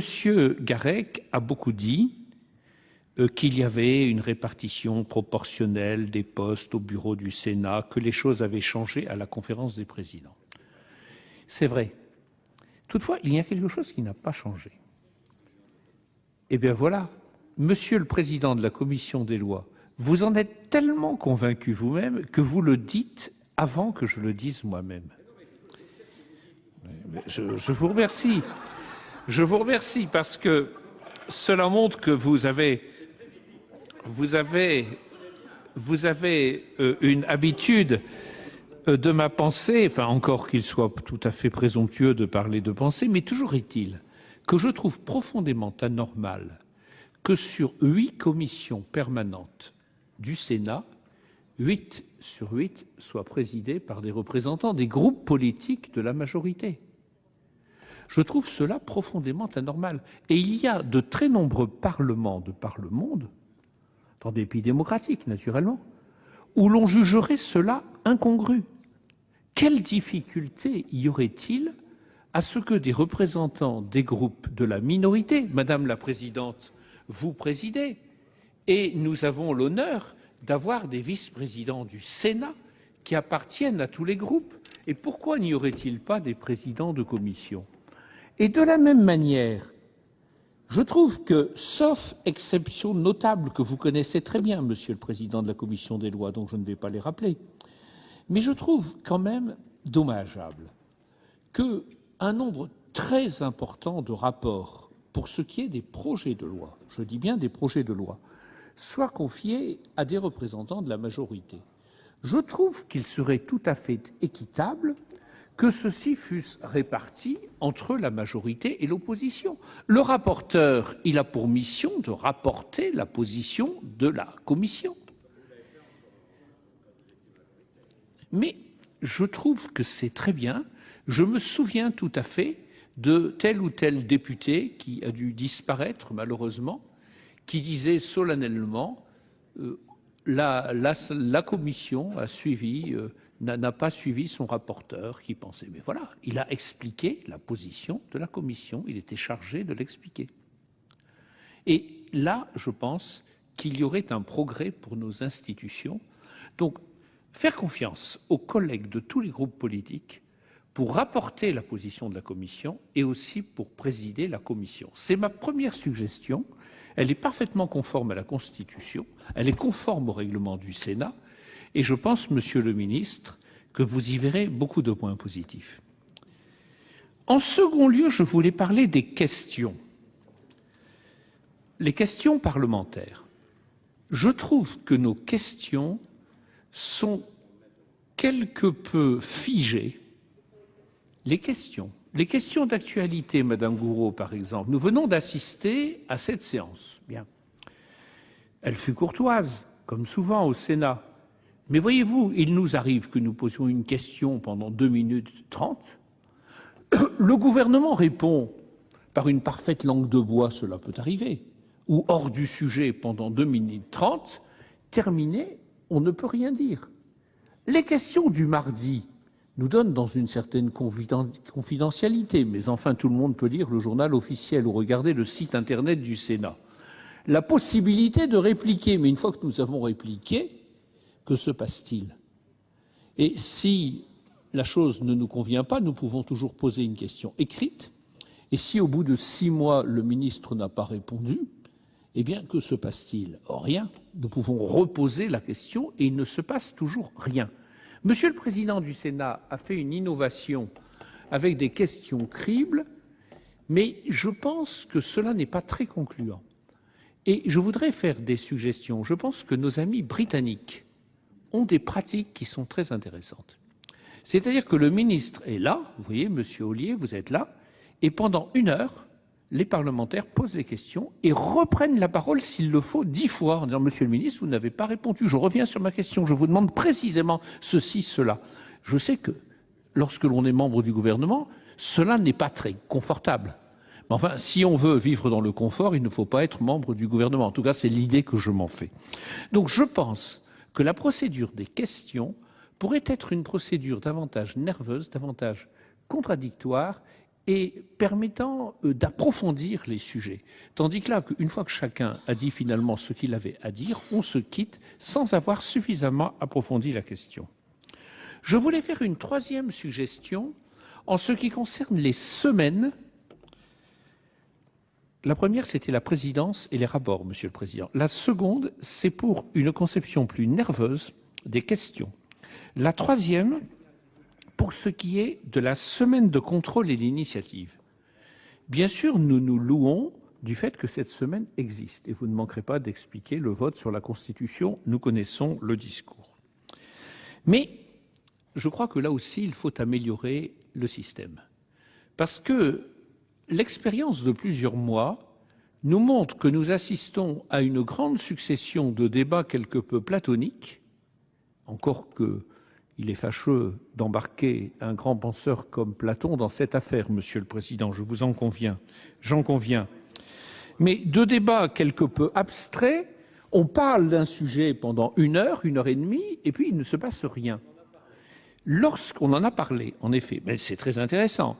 Mais je pense que le Parlement a aussi, et principalement pour mission, de faire la loi. Et s'agissant des propositions de loi, le système, à mon avis, mériterait d'être amélioré. Car nous assistons à beaucoup de débats où on commence à examiner des propositions de loi qui ne vivent en aucun cas une vie parlementaire avec une navette. C'est-à-dire que je voudrais qu'on fasse l'inventaire de toutes les propositions de loi mort-nées dont on a parlé une fois sans que cela ait quelque effet.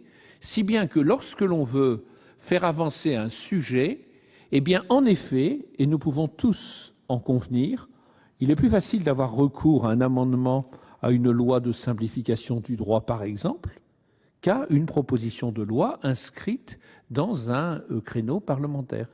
C'est plus efficace, c'est tout à fait évident. Et je ne prendrai qu'un exemple, celui de ce matin. Ce matin, il y avait 2 textes inscrits à l'ordre du jour. Le premier a beaucoup débordé.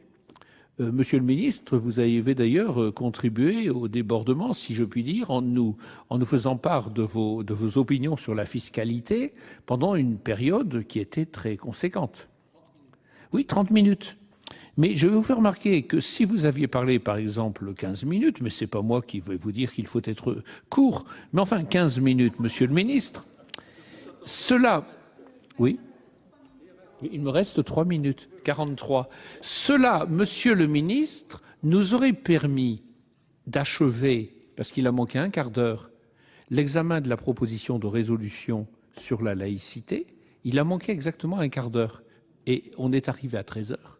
Peut-être 20 minutes ou une demi-heure, Madame la Présidente. Toujours est-il que cette proposition importante, qui aurait sans doute été votée, ne l'a pas été, faute que nous soyons dans la capacité de maîtriser l'ordre du jour de ces séances réservées. Mais je dis ça en m'adressant à tout le monde. Je dis, Monsieur le Président, et c'est ma 3e suggestion, qu'il serait bien que nous réfléchissions afin de parfaire ce système et de lui donner une plus grande efficacité. Ma 4e suggestion, je l'ai déjà faite, Monsieur le Président. Ma 4e suggestion, c'est vraiment de donner aux groupes politiques et par conséquent aux parlementaires plus de pouvoir en matière d'application des lois.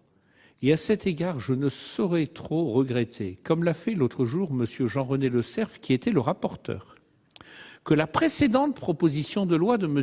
Colin, à laquelle on ne rendra jamais trop hommage, pour permettre aux parlementaires que nous sommes de saisir le Conseil d'État en cas de non-application de la loi que nous avons votée en tant que parlementaires, parce que tout simplement le gouvernement s'est refusé à publier les décrets, eh bien, je regrette que cette proposition soit restée lettre morte, qu'elle n'ait pas été approuvée par le Sénat. Je conclus. Il y a des moyens très simples, et j'ai voulu être concret, d'améliorer le rôle des groupes politiques dans un meilleur partage des fonctions de présidence et de rapporteur, avec une procédure plus nerveuse, plus démocratique et plus réactive pour les questions, en revoyant l'organisation des semaines de contrôle et d'initiative et en nous permettant enfin d'agir avec efficacité pour que les lois votées bénéficient effectivement d'une application. Merci, Monsieur le Sénateur. La parole est à Madame la Présidente Nicole Borvo-Cohen-Seat pour le groupe CRC-SPG. C'est après Madame Gouraud. Désolée. Bonjour, Nicole. Ah, ben Jacqueline. Je croyais que c'était à toi. Ah. Merci, Madame la Présidente, Monsieur le Ministre, chers collègues. Je crains d'avoir une approche différente des uns et des autres, mais ça permet d'échanger, c'est tout à fait important au Parlement. En effet, notre collègue Yvon Collin, qui a le mérite d'avoir fait cette proposition de loi, dit que les groupes ont trouvé place expressément au sein de la Constitution lors de la révision votée à Versailles le 23 juillet 2008. Oui, mais cette reconnaissance s'accompagnait quand même, ou accompagner, je ne sais pas comment dire, une tentative de faire passer cette révision pour ce qu'elle n'était pas, à notre sens, c'est-à-dire un renforcement des droits du Parlement. Notre groupe a de la constance. Nos prédécesseurs se sont opposés à la Constitution de 58 parce qu'elle porte en germe la présidentialisation de nos institutions et la subordination du Parlement à l'exécutif. Et les évolutions depuis, et plusieurs gouvernements se sont succédés, n'ont fait que confirmer et, en quelque sorte, aggraver cette logique. Avec mes amis, nous avons eu de cesse de souligner le recul du pouvoir législatif face au pouvoir exécutif que la loi constitutionnelle de 2008 n'a pas du tout remis en cause, mais, disons, continué d'entériner. L'hyper-présidence de Nicolas Sarkozy, depuis 3 ans, a confirmé la difficulté croissante que rencontre le Parlement à remplir 2 missions essentielles à nos yeux, représenter les citoyens et faire la loi. Le divorce entre les citoyens et ses représentants, d'ailleurs, qui est aujourd'hui particulièrement inquiétant et préoccupant. Donc, concernant le Parlement, c'est ce qui doit nous préoccuper le plus.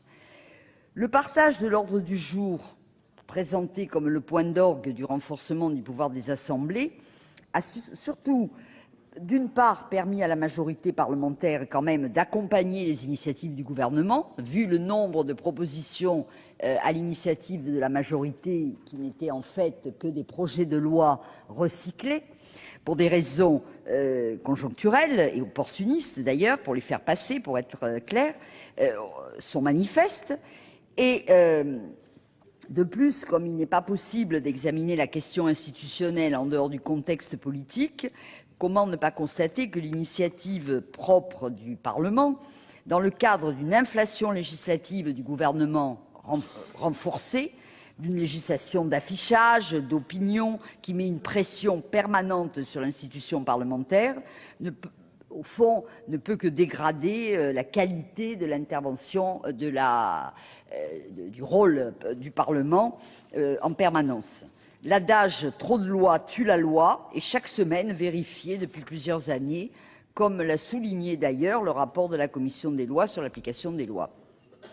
L'initiative parlementaire, le fameux droit de tirage, se trouve quand même, soyons francs, marginalisé par cet activisme législatif du gouvernement, et donc et du pouvoir, je préfère dire, et de surcroît d'ailleurs un peu méprisé, en particulier à l'Assemblée nationale, par la majorité parlementaire. Le dépôt systématique de motions de procédure, et on le voit encore aujourd'hui, sur les textes déposés par l'opposition, confirme cette conception réductrice de l'initiative parlementaire. C'est-à-dire qu'il n'y a pas d'équivalence entre l'initiative des parlementaires et les projets du gouvernement. Donc, comment parler de renforcement des pouvoirs des groupes politiques ? Les groupes qui sont effectivement source de structuration du débat politique, alors que le régime, par exemple à l'Assemblée nationale, du créditant réduit de plus en plus les débats à l'Assemblée à des déclarations de principe, abandonnant le travail législatif aux commissions. Au Sénat, l'équilibre des forces politiques n'a pas permis une telle restriction du débat démocratique, malgré des tentatives de la majorité, et certains, j'en suis sûr, le regrettent, mais enfin cela est comme ça, même si l'utilisation extensive, excessive de l'article 40, le développement de la règle dite de l'entonnoir, limitant le dépôt d'amendements en seconde lecture, ou l'épée de Damoclès de l'irrecevabilité dite réglementaire de l'article 41 de la Constitution, bride petit à petit la place des groupes parlementaires dans le travail d'élaboration législative. Cette description de l'évolution négative, selon nous, du travail parlementaire, qui n'était pas due à 2008, mais qui n'a pas été infirmée par 2008, vise à souligner que les propositions du groupe RDSE concernant l'activité de contrôle des groupes, donc du Parlement, sont peu compatibles avec les rapports actuels entre exécutif et législatif. Pour notre groupe, la question est ailleurs. Elle est dans le déséquilibre aujourd'hui entre législatif et exécutif, inhérent à la logique présidentialiste. Les auteurs du texte indiquent dans l'exposé des motifs qu'il est temps de passer à l'étape suivante en donnant aux groupes politiques les moyens de leur mission constitutionnelle au service d'une démocratie parlementaire effectuée. Je ne peux être en accord avec cette approche qui valide la révision constitutionnelle de 2008, ce que je me refuse à faire. Pour restaurer les droits du Parlement, combattre le déséquilibre institutionnel actuel, il faut élaborer, ça j'en suis convaincue, et apparemment il y a débat dans la gauche, un autre projet constitutionnel dans la perspective des échéances électorales d'ailleurs à venir, qui rende réellement au peuple et à ses représentants leur souveraineté. Ça me paraît essentiel. Le quinquennat de Nicolas Sarkozy a démontré la conception de la démocratie parlementaire en vogue à l'Élysée, un Parlement aux ordres, une majorité convoquée régulièrement à l'Élysée pour se faire rappeler à l'ordre, une marche forcée dans les travaux législatifs. Bien entendu, nous approuvons tout ce qui peut permettre aux groupes de remplir leur mission, mais nous alertons également sur un renforcement excessif du travail de contrôle qui se ferait dans le cadre actuel au détriment de l'essentiel. Il faut voir déjà la façon dont aujourd'hui nous travaillons. Lorsque les auteurs s'interrogent sur le suivi des finances publiques, par exemple, avec mon groupe, je m'interroge sur le recul progressif de la participation du Parlement à l'élaboration du budget et de la loi de financement de la sécurité sociale. Nous avons critiqué la LOLF qui semble convenir à tout le monde, mais on voit au fil des années que le rôle du Parlement en matière budgétaire est considérablement amoindri. Et aujourd'hui, vous proposez d'ailleurs de constitutionnaliser le fait que le Parlement ne soit plus libre en matière de décision budgétaire, en matière de finances publiques, ce qui est le droit essentiel du Parlement, en le confiant à Bruxelles. Donc, vous voyez, on a quand même des problèmes de fond. Pour renforcer les pouvoirs des groupes politiques en matière budgétaire, commençons par supprimer l'article 40, commençons par ne mettre en cause l'article 41 aussi de la Constitution. Bon, mais ça demande évidemment une révision constitutionnelle.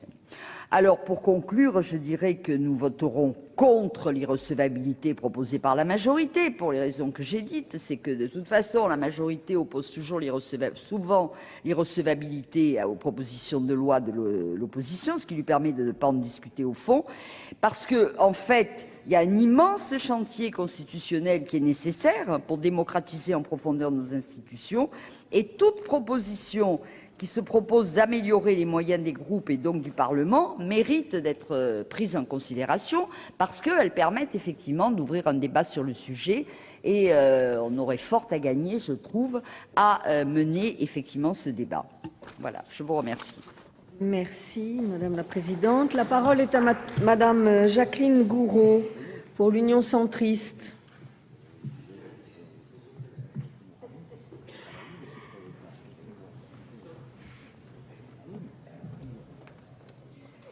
Madame la Présidente, Monsieur le Ministre, mes chers collègues, comment permettre aux groupes politiques de mieux participer aux débats et aux travaux de notre Assemblée et d'y prendre pleinement la place qui leur revient? C'est la question que pose la proposition de loi qui nous est soumise aujourd'hui et je suis chargée de vous donner l'avis du groupe Union centriste.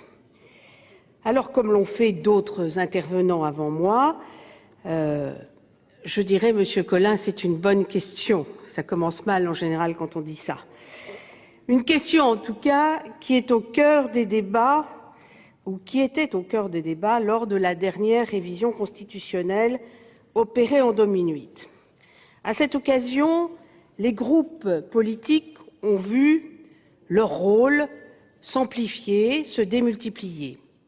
Le rôle tout d'abord avec, par exemple, le droit de tirage accordé aux groupes pour la création de commissions d'enquête ou de missions d'information, ou encore la possibilité pour le secrétariat des groupes d'assister à certaines réunions de commissions.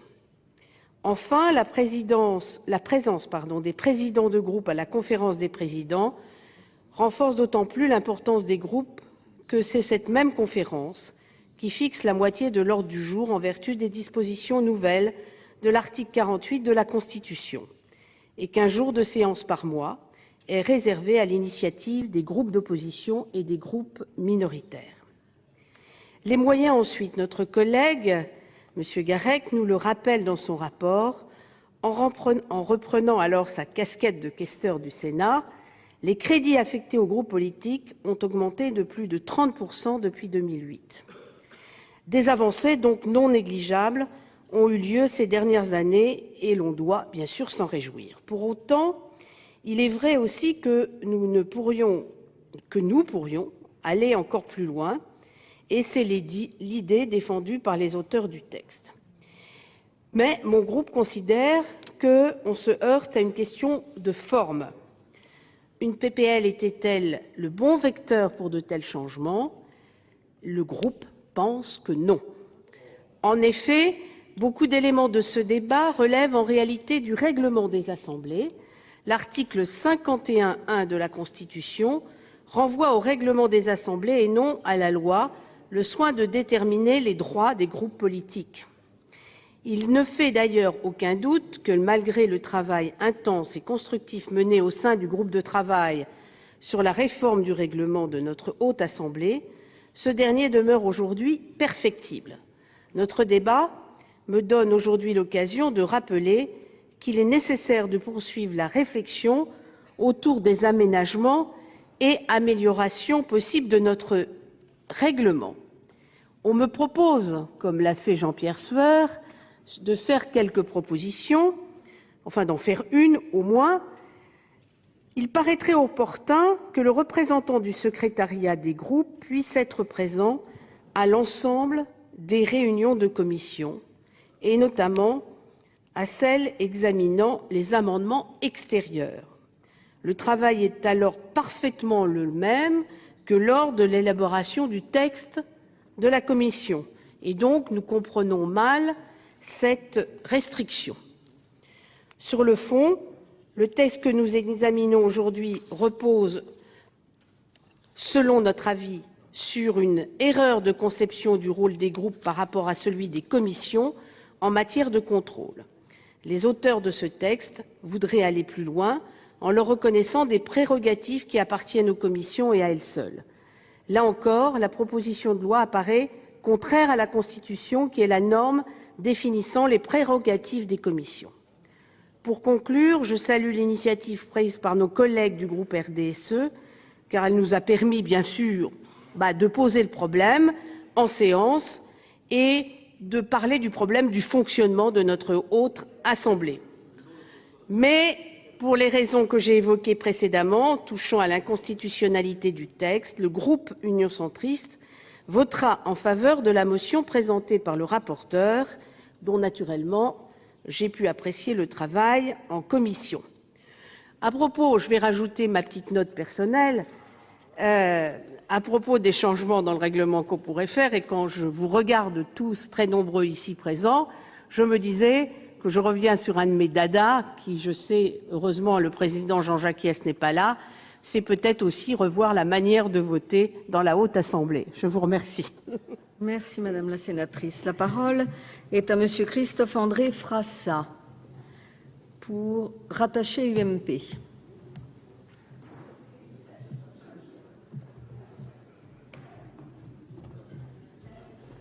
Bonjour. Ah oui, merci. Parce que... Ah non, moi je le baissais plutôt.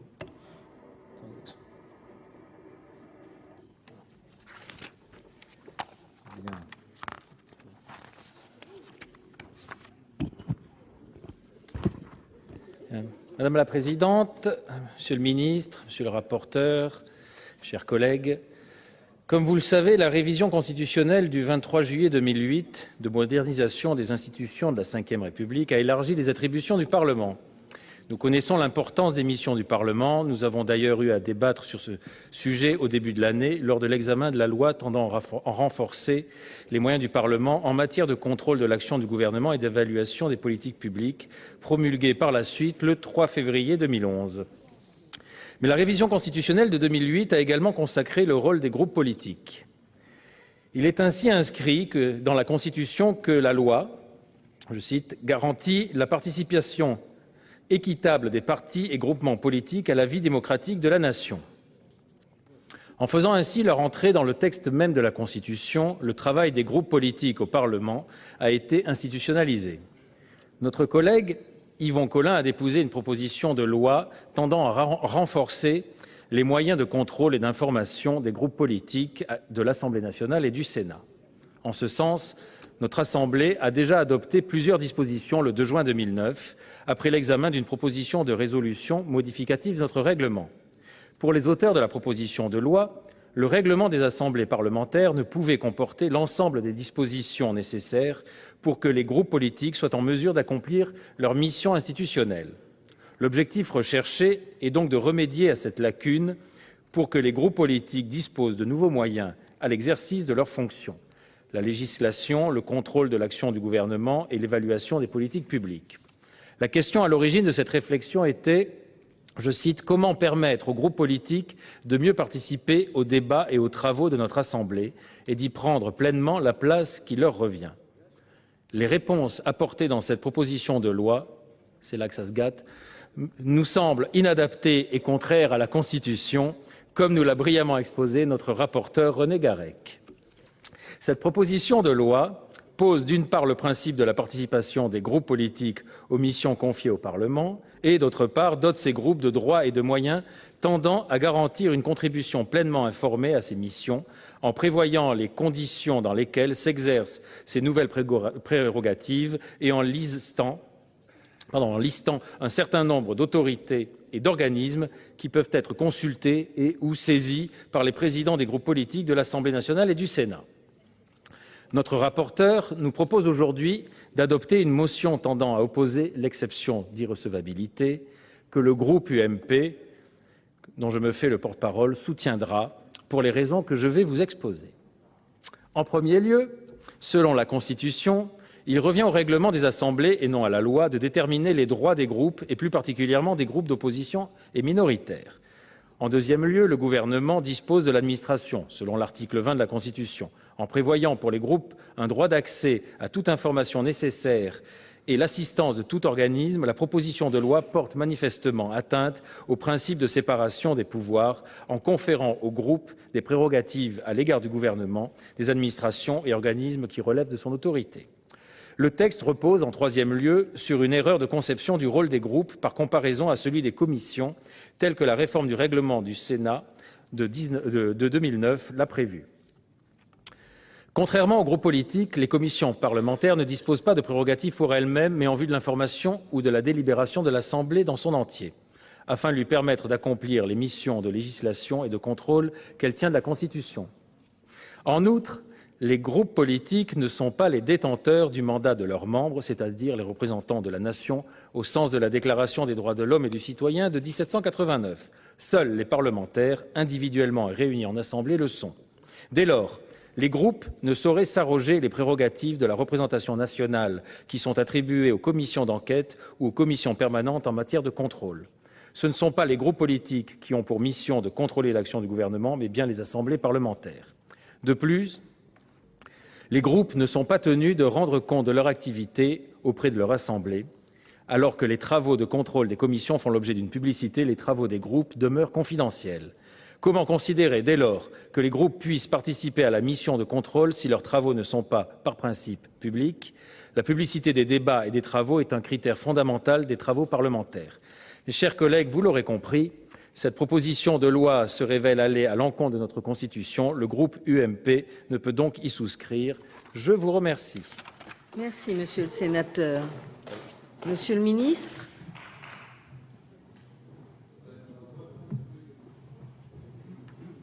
Merci, Madame la Présidente.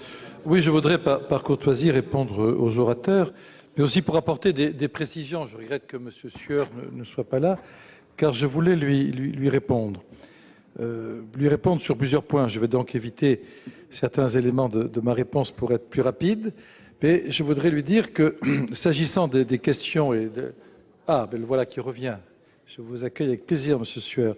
Je voulais vous répondre sur le problème des présidents et des rapports. Dans les règles parlementaires et dans le cadre de la tradition de la Ve République, il y a une majorité et une opposition.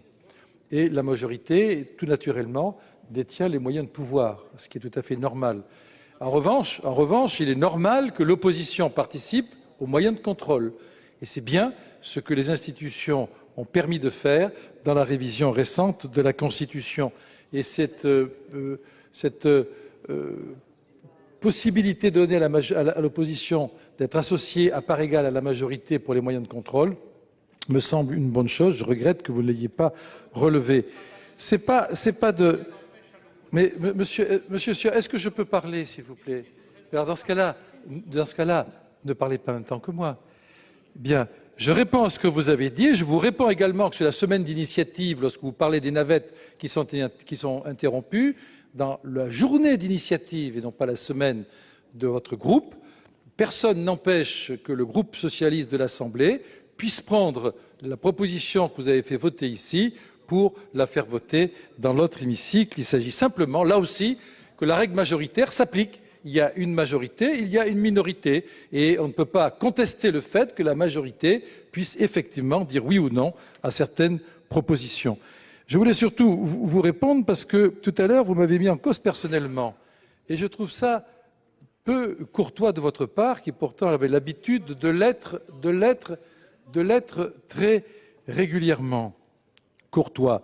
D'abord, vous m'avez dit que si j'avais parlé 15 minutes de moins, la proposition sur la laïcité aurait pu être terminée. C'est faux, parce qu'il manquait 40 minutes pour qu'elle le soit. J'ai le décompte précis des orateurs qui avaient encore à parler. Et je ne vois pas comment vous auriez pu faire passer 40 minutes dans les 15 malheureuses minutes pendant lesquelles j'ai parlé. Donc je vous remercie de reconnaître que j'ai raison, Monsieur Sueur. Je vous remercie de reconnaître que j'ai raison. Et je dirais même plus que ce que vous dites me donne l'occasion de dire que si hier, le groupe socialiste n'avait pas fait ce qu'il a fait sur la proposition de l'Euro 2016, c'est-à-dire utiliser les 4 heures de temps de toute la matinée, eh bien nous aurions pu hier, d'après-midi, pardon, nous aurions pu hier étudier la proposition sur la protection de l'identité. Alors vous voyez que les arguments peuvent se retourner contre ceux qui les opposent. Madame Borvo, je ne peux être en accord avec vous, vous l'avez compris et vous le savez par avance, avec votre approche de la Constitution de la Ve République. Pas plus d'abord que je ne peux être non plus en accord avec votre critique de la règle dite de l'entonnoir, issue de l'article 40 de la Constitution. Elle n'est pas excessive, cette règle de l'entonnoir. Elle est opportune, je trouve, au contraire, parce qu'elle vise à rapprocher les points de vue des deux assemblées en évitant une obstruction volontaire, une multiplication à l'excès des amendements qui réitèrent des amendements déjà déposés, et elle laisse de toute manière, de manière très démocratique, les parlementaires s'exprimer. Je ne peux pas être d'accord avec vous.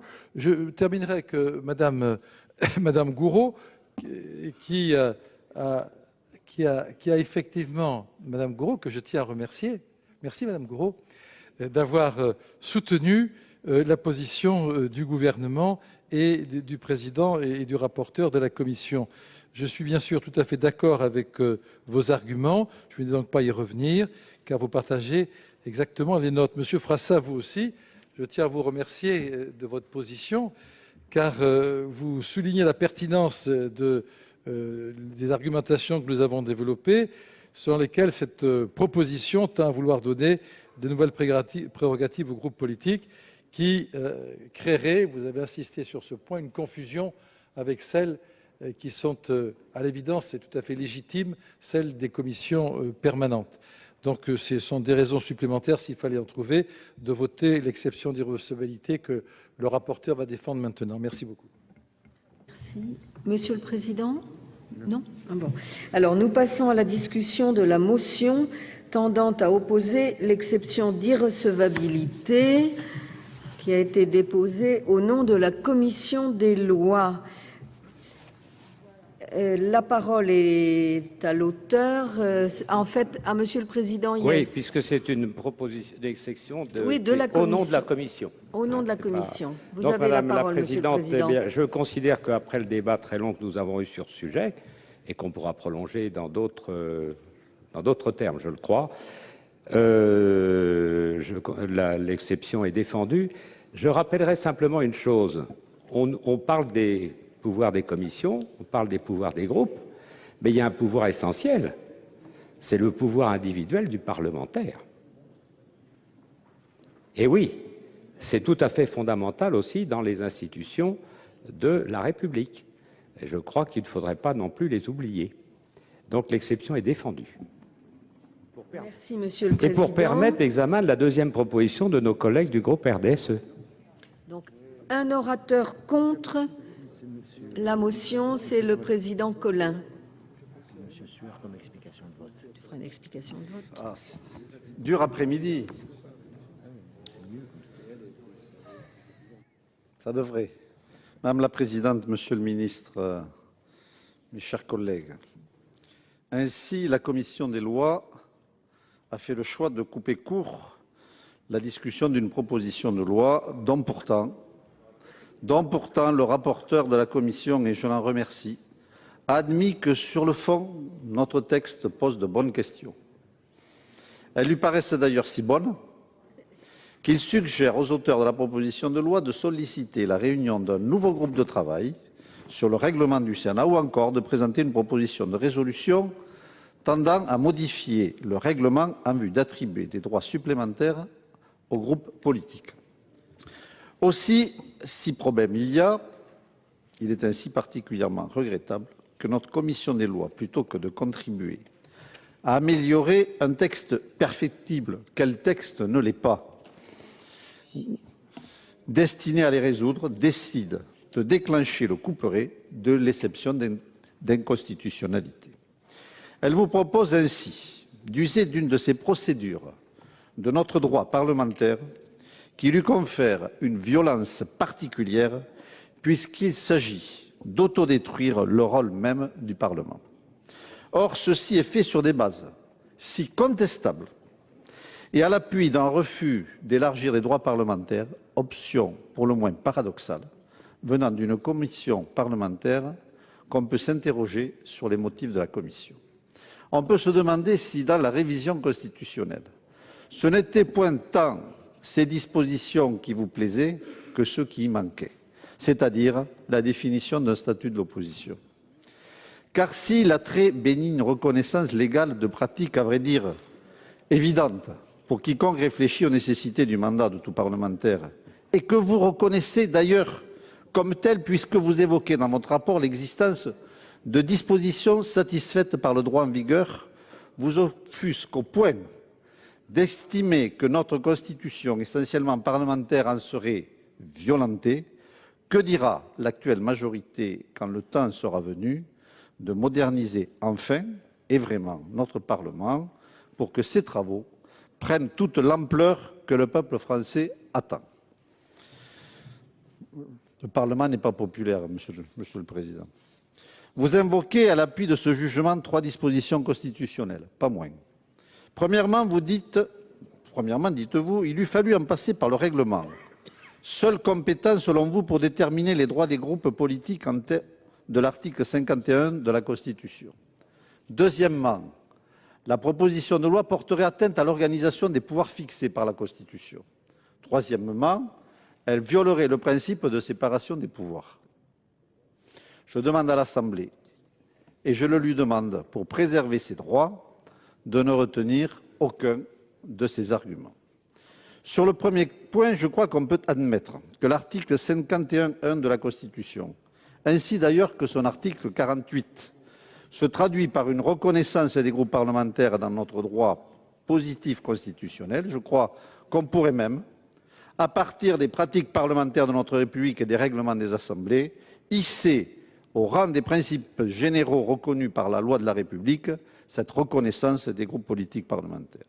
Quoi qu'il en soit, le rôle éminent reconnu aux groupes à la fois dans le fonctionnement interne des assemblées, mais aussi comme contributeurs à l'exercice de leur mission constitutionnelle, suffit à fonder, sans même qu'il soit nécessaire de se référer à l'article 51.1, l'ouverture de droits correspondant à leur implication dans l'exercice des dites missions. En revanche, dès lors que ces droits ne concernent pas exclusivement ni même principalement l'organisation interne des assemblées, je ne crois pas que les règlements des assemblées parlementaires puissent offrir constitutionnellement le support de leur définition.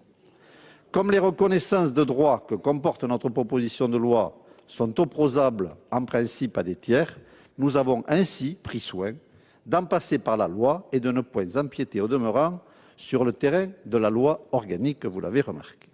Sur l'organisation des pouvoirs, je serai bref. Notre proposition de loi ne retranche rien au pouvoir des organes internes du Parlement. Elle ne donne aucun nouveau pouvoir aux groupes politiques. Elle se contente de leur ouvrir des droits, leur permettant simplement de fonctionner dans le cadre des prérogatives que leur confère notre Constitution et nos usages républicains. Ces droits sont strictement proportionnés aux fonctions reconnues aux groupes. Au demeurant, en pratique, l'existence des groupes politiques est traversée par un certain nombre de ces conférences ou de ces collaborations avec des tiers dont nous prévoyons la reconnaissance légale sans qu'on s'offusque de leur éventuelle contravention avec l'organisation des pouvoirs. Enfin, pour terminer, sur la violation de la séparation des pouvoirs, je dirais d'abord qu'il ne fait aucun doute dans notre esprit que les groupes parlementaires ne sont pas des pouvoirs publics constitutionnels. On pourrait d'ailleurs, à ce titre, mais nous ne l'avons jamais dit, non. On pourrait d'ailleurs à ce titre arguer que votre réception d'inconstitutionnalité manque sur ce point de tout objet. Mes chers collègues, vous l'aurez compris, je vous demande de rejeter l'exception d'anticonstitutionnalité présentée par la Commission des lois. Elle ne me paraît pas fondée. Elle aurait pour effet d'empêcher le Parlement de trouver des solutions à ce que la Commission reconnaît être un vrai problème. Je vous remercie de votre attention. Bien. Y a-t-il des demandes d'explication, Monsieur Sueur? Madame la Brièvement. Présidente, Monsieur le Ministre, mes chers collègues, je ne vais pas reprendre les arguments que j'ai exposés pour plaider contre cette exception d'irrecevabilité, mais je voulais simplement, à la faveur de cette explication de vote, faire une mise au point à la suite des propos de Monsieur le Ministre. Monsieur le Ministre, il n'était nullement dans mon intention de faire une attaque personnelle, si peu que cela fût, à votre égard. Je prenais simplement l'exemple de la séance de ce matin pour souligner un caractère quelque peu paradoxal de notre organisation pour les semaines d'initiative parlementaire. En effet, il peut arriver que le débat sur une proposition dure très longtemps. Hier, ce fut le cas. En raison du droit qu'ont les parlementaires, y compris ceux qui font partie de l'opposition si la proposition relève de la majorité ou l'inverse, de s'exprimer, c'est bien naturel. Et à partir de ce moment-là, il peut se trouver que pour une raison qui n'est pas du tout de son fait, un groupe, qu'il soit de la majorité ou de l'opposition, se trouve privé d'une débat ou d'une partie de débat. Donc j'ai eu tort sans doute, Monsieur le Ministre, de citer particulièrement votre propos. D'ailleurs, sous le regard attentif, comme toujours, de Madame la Présidente Catherine Tasca, je sais que d'autres ont contribué à l'inflation et que donc chacun a contribué à ce que cette proposition de résolution sur la laïcité ne pût pas être votée, ce que pour ma part, je déplore beaucoup. Et j'appelle simplement de mes vœux, et je ne mets personne en cause, une réflexion dans nos rangs et peut-être au sein des instances du Sénat sur l'organisation de ces semaines compte tenu de l'expérience qui est la nôtre depuis quelques mois. C'est simplement ce que j'ai voulu dire. Je vous remercie. Très bien. Nous allons passer au vote de la motion de l'exception d'irrecevabilité déposée par la Commission des lois. J'ai été saisie d'une demande de scrutin public par le groupe UMP. Nous avons deux avis favorables de la Commission et du Gouvernement. Il va donc être procédé au scrutin public dans les conditions fixées par l'article 56 du règlement. Ceux qui souhaitent voter pour remettront au scrutin un bulletin blanc. Ceux qui souhaitent voter contre remettront un bulletin bleu. Ceux qui souhaitent s'abstenir remettront un bulletin rouge. Le scrutin sera ouvert dans quelques instants. Mais là, c'est pas géré non plus par nous. Il suffisait de dire aïe ou d'attendre. Bonjour. Oui.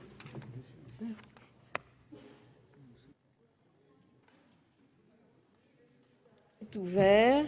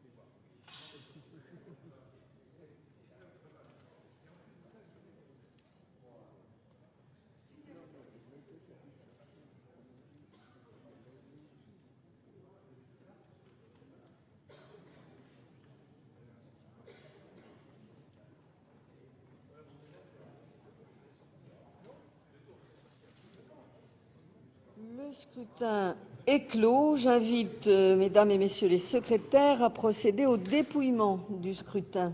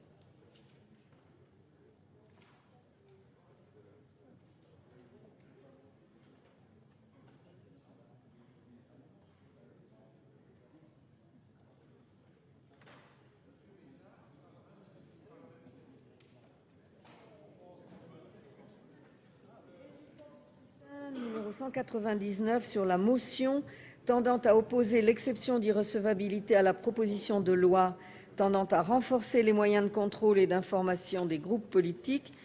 Nombre des votants 338, nombre des suffrages exprimés 338, majorité absolue des suffrages exprimés 170, pour l'adoption 182, contre 156. Le Sénat a adopté l'exception d'irrecevabilité, dont l'effet est d'entraîner le rejet de la proposition de loi. Nous quittons l'hémicycle du Sénat. Merci à vous d'avoir suivi cette séance. Prochain rendez-vous avec l'actualité parlementaire, c'est cet après-midi à partir de 19h avec le journal présenté par Pierre-Henri Gergonne. Très belle journée à tous.